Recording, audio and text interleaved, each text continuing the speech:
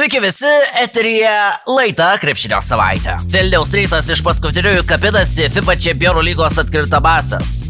Augusto Marčiulionio sugrįžimo į Vilnių dvikovoje buvo laimėta žūtbūtinė akistata 101-81 prieš Lemano Sartė ekipą. Taip vilniečiai išlaikė gyvą viltį prieš paskutinę top 16 etapo dvikovą, kuri vyks Stambule.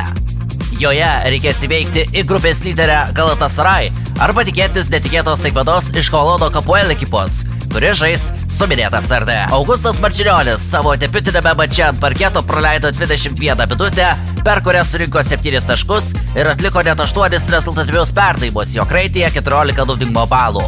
O rezultatyviausiai vilniečių gretose žaidė 18 taškų pelnęs ir 6 tritaškius iš 9 pataikęs Simonas Lukošius. Lemiamą gyvenk arba mirk akistata Vilniaus Ryto lauks kovo 18-ąją, o prieš ją laukia LKL Grantų mūšis su Kauno Žalgiriu.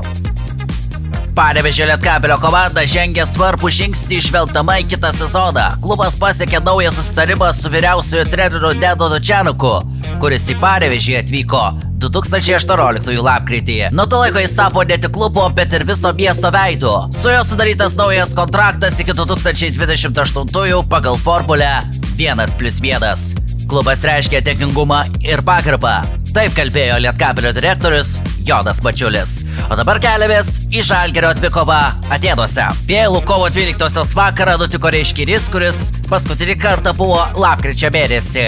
Tomo Vasiulio auklėtiniai pralaimėjo antrasias rungtynes Eurolygoje iš eilės. Šį kartą svečiuose buvo neprilygta Atėnų Panathinaikos 88-92.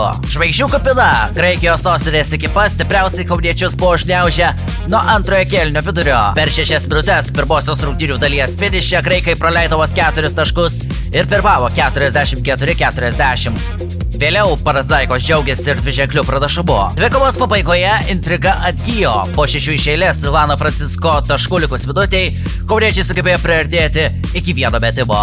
Tačiau Juancho Kardagovisas vėliau pataikė tritaškį, kitoje atakoje pataikė baudas ir rungtynių baigtis buvo nulemta. Kauniečiai po 31 turo lentelėje užima 7-ąją vietą. Kovo 20-ąją laukia rungtynės su Madrido Real namuose. O šiandien jau viskas. Laida Krepšinio savaitė atsisveikina, iki kitos savaitės.